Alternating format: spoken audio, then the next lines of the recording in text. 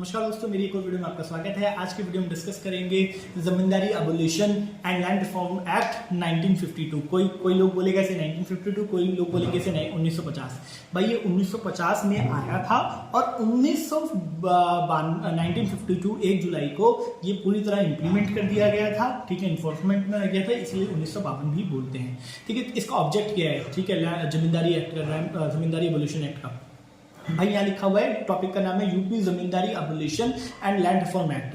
तो बोल तो दिया यूपी जमींदारी अबोलिशन, मतलब जमींदारी का अबोलिशन करना। पहला ऑब्जेक्टिव तो यही हो गया, अबोलिशन करना, फिनिश करना हमारे जमींदार सिस्टम को। दूसरा, टू मेक लैंड रिफॉर्म बनाना। तो सबसे पहले क्या होता था भाई, जब अंग्रेजी जमाना चलता था, ठीक है, इंडिया के अंदर, ब्रिटिश टाइम के अंदर, ब्रिटिश रूल के अंदर क्या होता था कि जो हमारे ज़मींदार होते थे वो एक्ट करते थे एक एजेंट की तरह हमारे स्टेट और कल्टीवेटर्स, मतलब जो बंदा उगा रहा है और जो स्टेट है उसके बीच में वो एजेंट की तरह रिएक्ट करते थे और सारा प्रॉफिट वो खा जाते थे और स्टेट को आगे दे देते थे। तो जो हमारे कल्टीवेटर्स थे उनके पास कुछ बचता ही नहीं था। In India, in British time, there is a zamindari system. In zamindari system, zamindar will act as an agent between cultivator crop and state and they eat all the profit.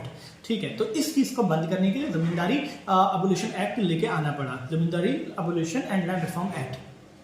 जुलाई 1 को 1952 के अंदर जमींदारी सिस्टम को पूरी तरह से अबोलिश कर दिया गया, फिनिश कर दिया गया।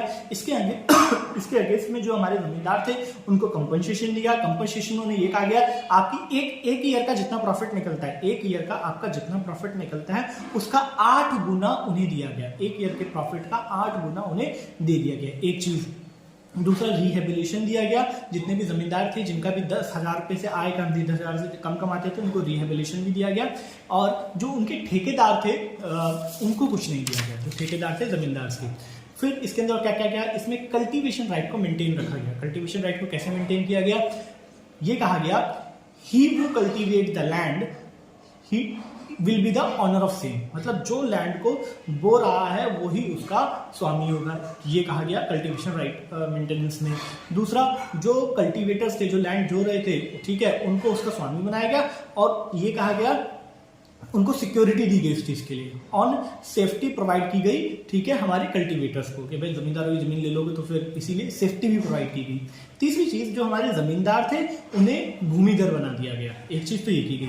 लैंड टेन्योर सिस्टम को इंप्रूव किया गया, सिंप्लीफाई किया गया। लैंड टेन्योर पे जो देते थे, तो किस अब पहले 14 तरह के टेन्योर होते थे, अब क्या टेन्योर होल्डर होते थे, अब तब क्या बना दिया गया, भूमिधर बना दिया गया, आसामी बना दिया गया और श्रीधर बना दिया गया और आदिवासी बना दिया गया। ये सब बना दिए गए, चार तरह में तोड़ दिया गया।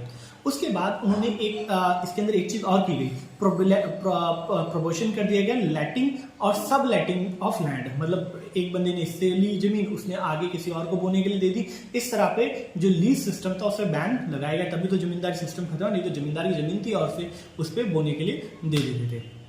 तो वो इसके अंदर खत्म किया गया। ठीक है, सिर्फ कौन बंदा अपनी सिस्टम मशीन को अपनी जमीन को लीज पे दे सकता था? वो बंदा जो कि डिसेबल है, मेंटली साउंड नहीं है, जो कि गधा है, ठीक है, और मतलब जो कि डिसेबल है, ऐसे लोगों के लिए एक्सेप्शन दिया गया। Provision of accumulation of land, मतलब जमीन को इकट्ठा करने पे भी पाबंदी लगाई गई कि ये कहा गया कि सिर्फ 12.5 एकड़ तक जिसके पास लैंड है वो रख सकता है और बाकी जो लैंड होगी सरकार ने ले ली और सबको बांट दी। ठीक है, ये कहा गया कि जिस भी व्यक्ति के 12.5 है वो ठीक है, वो तो उसके पास रहेगी, लेकिन उससे अधिक जमीन वो लेगा तो वो उसके खाते में नहीं जुड़ेगी, ये कहा गया। ठीक है, बाद में ये रूल चेंज भी हो गया। प्रोविजन ऑफ अपहोल्डिंग, प्रोविजन क्या, अपहोल्डिंग का मतलब कि जो अगर कोई जमीन का छोटा टुकड़ा है तो उससे ज़्यादा उसके भागों को डिवाइड नहीं किया जा सकता, इस पर भी बैन लगाया गया था। और लास्ट में सबसे इंपॉर्टेंट कि जो जमींदार की उसकी निजी संपत्ति थी, वेल्स थे, ट्रीज थे, बिल्डिंग्स थी, विल एग्जिस्ट, उनके पास रहने दिए गए, उनकी ऑनरशिप चेंज नहीं की गई, उनसे उनकी प्राइवेट संपत्तियां नहीं ली गई।